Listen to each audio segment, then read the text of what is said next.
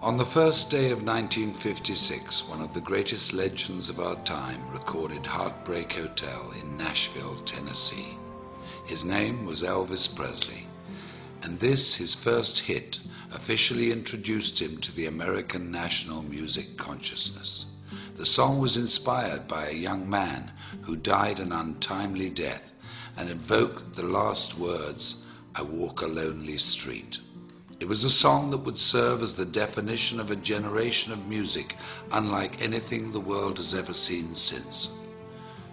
On that day, something else had taken place, perhaps not so momentous at the time, but that would prove to also define a generation, not of music, but of changing people's lives, and who would also die an untimely death as fate would have it. On January the 1st, 1956, in a gritty little neighborhood tucked away in South Los Angeles called La Mirada, Mark Hughes was born. His life was fairly unremarkable. Born to Joanne Hughes and raised by her and Stuart Hartman, whom she married, Mark was probably reared much like many of us. Mind your manners, be responsible, keep your elbows off the table, make good choices. He was skinny and good-looking, polite and friendly, and very protective of his two younger brothers. The quietest of the three boys, he'd inherited his mother's good looks and Stuart's focus and intensity. Like many families of the day, Joanne and Stuart moved the family to Camarillo to try to provide a better life for them, to build a future and keep the family safe.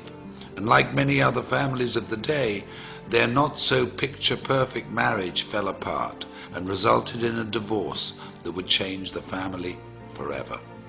Mark's childhood was like many in the growing suburban community: school, day trips to the Channel Islands, bicycle rides and fishing outings.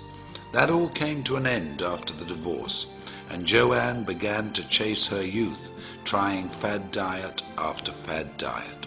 It was a scary time for Mark, and when Joanne became sick in 1969, when Mark was just 13 years of age, the family returned to La Mirada. They lived with her parents, Mark's grandparents, Lorenz and Hazel Hughes, who took the family in and took care of them as only family could.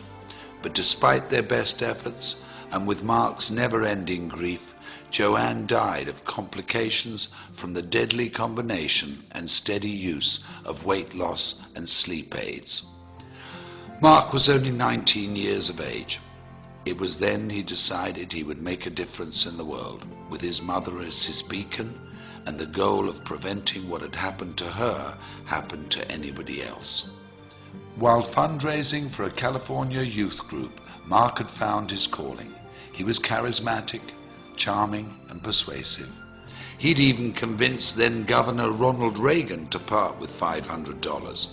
And with the taste of success in his mouth, the goal of changing lives through better health as his objective, the idea of personal financial freedom, and the memory of his mother in his heart, Mark Hughes entered the world of direct selling and network marketing. In 1976, Mark began selling Slender Now diet products, quickly becoming one of their top 100 earners. When the company collapsed in 1979, he sold exercise equipment and weight control products for Golden Youth, another direct sales organization. And when Golden Youth also failed, Mark decided to start his own company.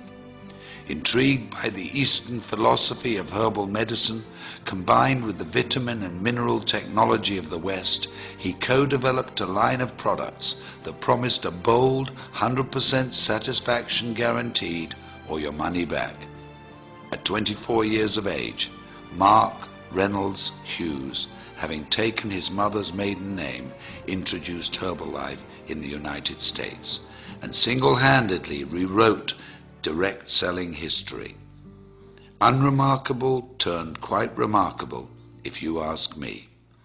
I often wonder what he would think if he could see us today, sitting here in this arena, looking at how big our organizations have grown, reflecting on the company's incredible retention rate, tasting our new products, walking into a nutrition club, celebrating success at a new President's Team experience. How proud he would be. How incredibly happy we would have made him. I know in my heart, as many of you do in yours, that his light is what has made this possible, that his vision is what fuels us, that we are forever changed because of his influence on us and his belief that despite what we may think of ourselves every now and again, we're truly remarkable human beings. What a gift we've been given.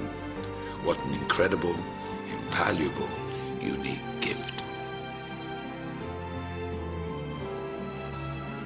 I had this incredible dream when I wanted to start the Herbalife company that we could help people lose weight and we could help them do it safely, and they would have not just hope, that they would have reality